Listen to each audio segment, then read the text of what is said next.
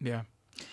What are some of the things that, and I know there are many, but just maybe one, that you believe in and you know a lot of people are going to disagree with you?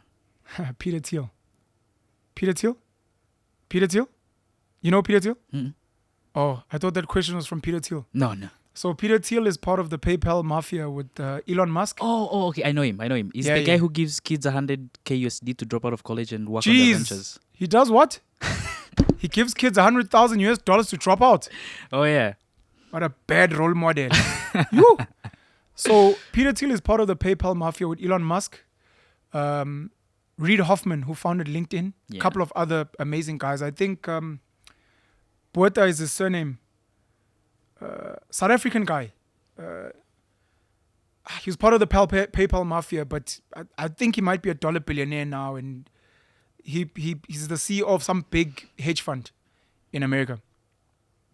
So Peter Thiel was the first major investor in Facebook. $500,000, $500,000. He put Facebook on the map. He put it on 5 continents. He's an amazing investor in Silicon Valley, generally. Studied law, I think in Stanford. Went to work at a law firm, dropped out. Went into tech. Became successful. Luckily, became a dollar billionaire. He's written a book called 0 to 1. Yeah. And in his book, he speaks about the whole objective of a business is to create a monopoly. And that Google has a monopoly, but they pretend like they don't. Amazon might have a monopoly, they pretend like they don't, so that they don't muddy the waters and people don't get upset. And part of his talk, because there's a nice YouTube video where I think he's speaking in Chicago, and he speaks about if you're trying to be the next big thing, you can't copy what the guys before did. So if Mark Zuckerberg wanted to become the next Bill Gates, it wasn't going to be in software because Bill Gates already monopolized. So he did it in social media. If you want to be the next Mark Zuckerberg, don't create a Facebook. Look for something. And he speaks about finding truths that almost everyone disagrees with you on.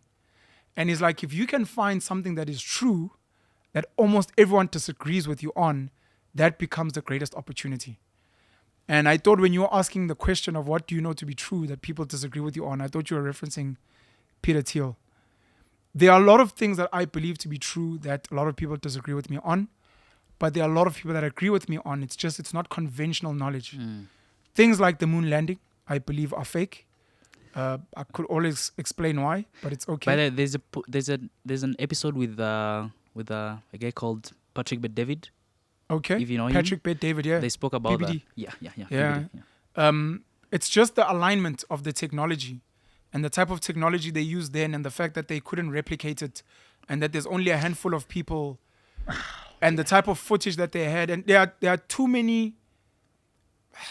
I'll speak about COVID, even though I'm not supposed to. I'm not gonna. Hopefully, I'm not gonna say anything that triggers, cancellation. Most of us have been taught science and biology, the same science and biology, and we've been taught what a virus is. They're like, these are the criteria of a virus. Okay, this is how you get rid of a virus. Which, as far as we know, to this day, medicine says there is no cure for a virus. You can just manage the symptoms, and your immune system is meant to fight it. Sure. So when the coronaviruses were released onto the world and they decided to name it a virus and they gave us the symptoms, a lot of us, whether you studied medicine or not, you were just like, oh, okay, this looks like what you guys have taught us. And they're like, no, it's different. And we asked, oh, okay, how? And we weren't given a straight answer. And then all of a sudden they had a vaccine.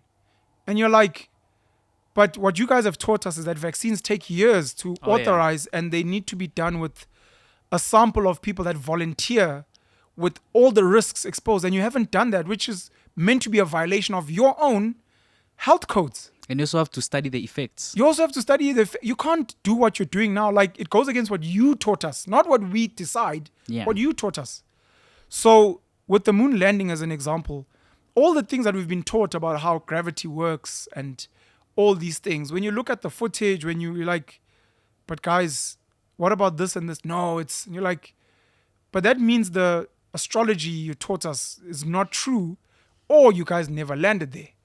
So I don't believe in the moon landing. And ever since I stopped believing in the moon landing, I question whether other planets exist. I question whether the sun really is a star and what stars really are. Ever since I was introduced to simulation theory, it sits on me quite a bit.